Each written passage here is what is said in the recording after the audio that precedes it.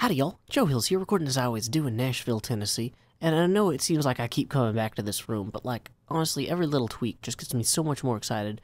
Hey, chicken, what are you doing in here? I know horses aren't supposed to be in here, but you're not either. Can I? Hey. No. Well, whatever. Anyway, so we're making some progress with these windows, but you guys have already seen that. What I want to do this episode in particular is to run downstairs and actually get some work done on the basement. Because as much as I'm enjoying the progress we've made so far here, we have a lot of work to do downstairs. And I say downstairs, this is one of the spiral staircases I've actually made progress on. Let's see, this is kind of the first level of the basement, and there's some work to do here where we need to punch a hole in this for the kitchen. Let me see exactly where that hole goes. It's going to go actually next to the stairs. It looks like the door would be about here. So we're going to have some digging out to do here. I probably should just dig out the whole thing because I'm not going to want a dirt wall here permanently anyway. So we can just kind of dig that out for the time being and then immediately replace it with stone. Did not bring stone. Well, in terms of planning, things are going about the way you would expect so far. So we're just going to go ahead and get some of this mining out of the way, you know, knock out a few blocks here and there. Boom, boom, boom. Wonderful. Oh, good. This seems to open up into the stairwell. We'll also need to revise that so that doesn't happen. But, you know, on the whole, this is about par for the course for a Joe Hills episode. Broad idea of what I want to do, poor execution of how I do it. But you know what? There is no one who... Well, actually, wait, no. That doesn't work. Whatever. Sometimes things go the way you want. Sometimes they don't. And this is going to be either or of those times. So we're just going to accept that and lean into it, digging out more of this. Now, this kitchen space here is actually pretty big compared to a lot of the rooms underneath the castle. A lot of the rooms down here are pretty small because they're actual, like, dungeon-like cells where people get put in prison. So we are going to go ahead, you know what, core concept, we established this is where the kitchen goes. I can do the rest off camera. You guys get the idea. So what I want to do now is we want to head down these stairs, and this will lead us to our big convergence room. I forget what the actual name of this room is, but I've already put... There's supposed to be huge statues in here, so I just kind of put the normal statues up on blocks, and I think that this is, you know, a good way to do this. So, anyway, let's go ahead and head on through here to the torture chamber, where I'm actually going to need to kind of replace... I'm out of torches, or I'm out of these, like, aquatic blocks, but I need to have this all be underwater soon. So I've actually run over to Mumbo's base and grabbed a few pumpkin blocks so I can make my own water pieces here. Now, this is... I guess technically I need to knock out this entire pillar for this room to be functional, but really, you just kind of got to establish... Did I hear lava? Okay, well, this is why we never dig straight down. Well, now I know where the lava is. That is handy. Wow, okay. Man, this would have been helpful to know when I was working on my, like, ore processing earlier. Although, you know, it's not an either-or situation. We can always go ahead and grab more ore and come back here. And, yeah, let's go ahead and just wall that off for the time being. Although I have to be careful once I fill this with water now not to obsidianate all of that, because that will be very embarrassing. Anyway, so this entire area will be full of, like, waist-deep water. And we can just kind of take a chunk out of the center there. And you kind of get the concept. Whoops. So this will continue this way and over.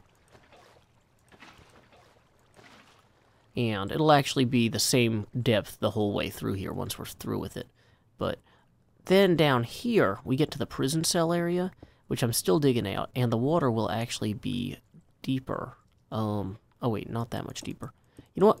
Cobble floor looks better for a dungeon, though, anyway, so no need to worry about that. Although, we do need to worry, once again, about lanterns getting swept away. So, or torches. So we're going to go this way, a few blocks. This is actually going to go back 40 feet, which is going to be the equivalent of 4 lanterns on our grid.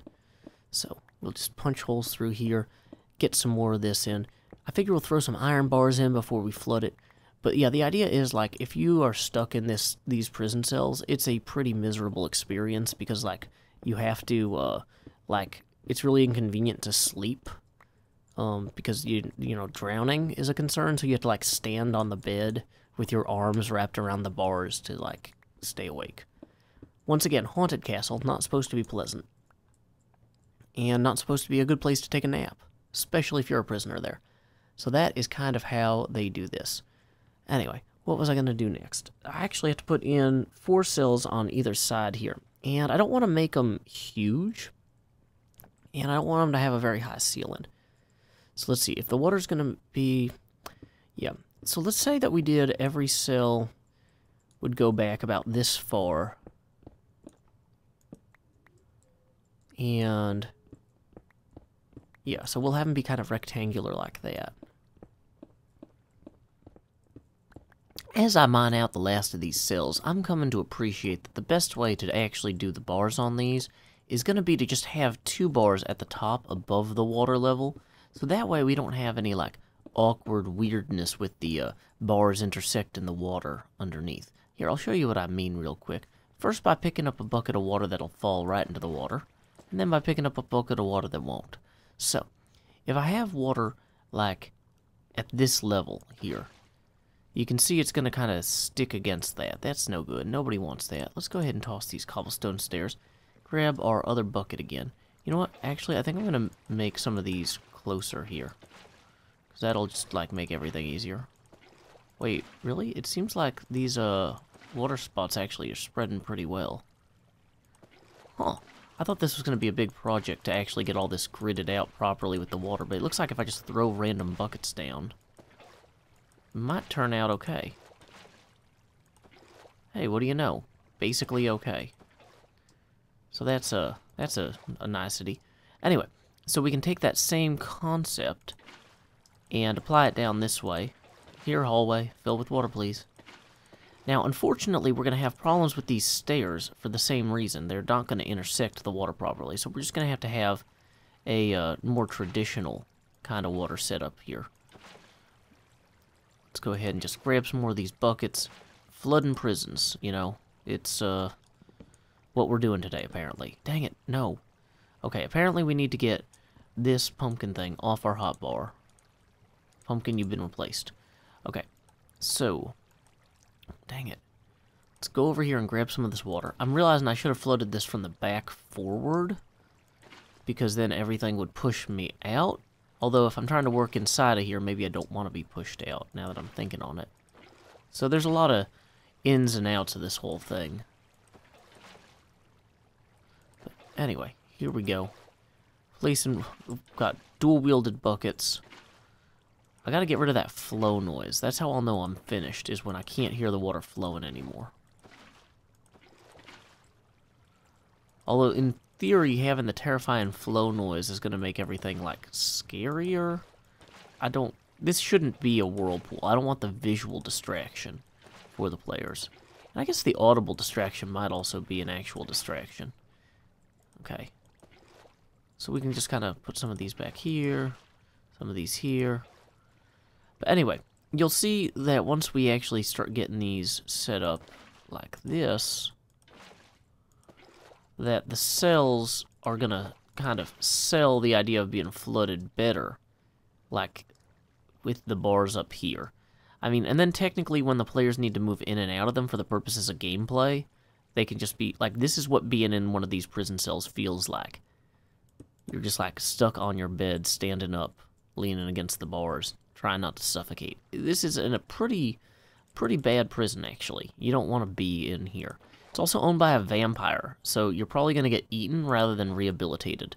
So, like, in terms of, like, what your long-term, like, parole opportunities are, they are going to be few and far between in a place like this.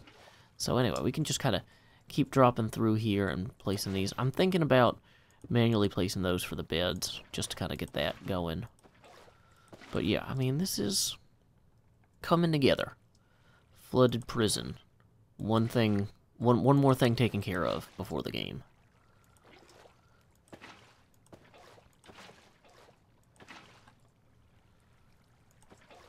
This is a lot smoother than I was expecting. I was expecting this to be kind of a nightmare. But it turns out the only true nightmare is being trapped inside of here, which will be something for the players to experience and not for me. Woo, that's too high.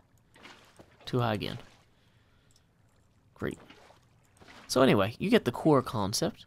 Why don't we go ahead and time skip? It's because we're stuck in the water, that's why. Ah, I'm trapped. Dear water, please stop streaming. Okay, this is looking pretty good. We still got a little bit of water flow noise somewhere, but you know what? On the whole, I am happy with this. This is a well-gridded, terrifying torture area / dungeon. So, we got our chairs up there for the crown to sit in. I did realize there's supposed to be a few more doors in this room, the brazier room, than I thought that there were. But you know what? We're not going to deal with that right now. I do need to put like a stone brazier in here. Right now, we're just going to use a pumpkin with that. Let's see, up this way. That'll take me... If I wanted to go upstairs to the catacombs, that's the stairs for me. But if I wanted to go upstairs to the Chamberlain's office, I've actually done some work on that as well. As you can see here, I've got an actual desk for the Chamberlain. It's really big. He probably has a lot of chambers to, I don't know, lay in. I don't know what Chamberlains do. I've got the Kingsman's cells here, which I guess that's supposed to be like, it's such a great position, you get a better room, but those are terrible rooms. They're really small. And then those lead up to this grand stairwell inside of the big circular pillar. So made some progress on that. I've also done some work on the wine cellar. This room, not good yet, but the barrel room, I've actually got some barrels in.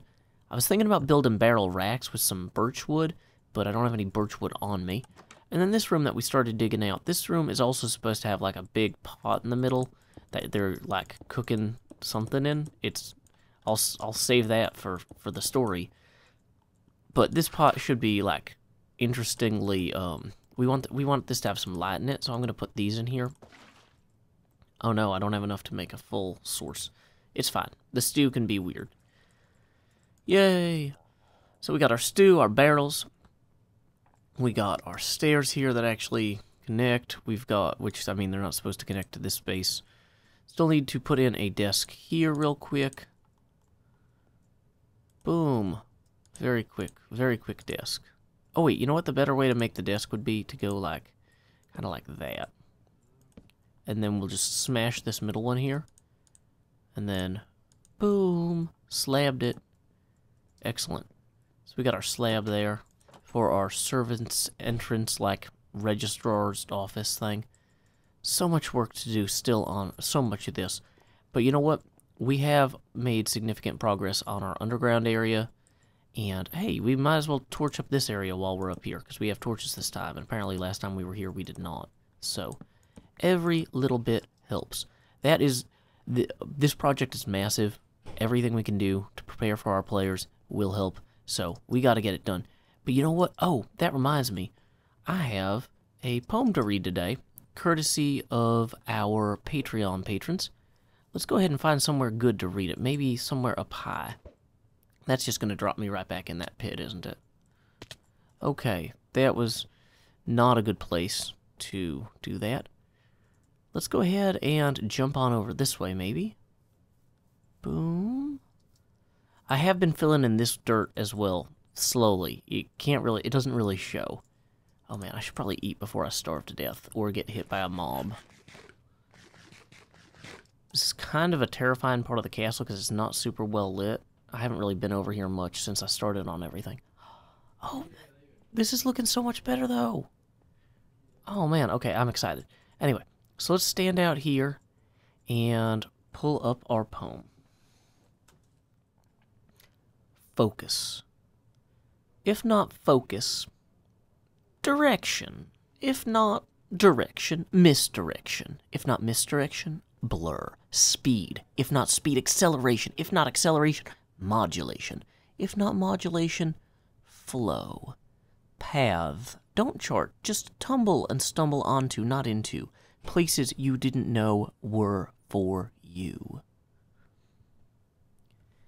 Thank you again to EagleFam for sponsoring this mid-roll free episode. Until next time, y'all, this is Joe Hills from Nashville, Tennessee.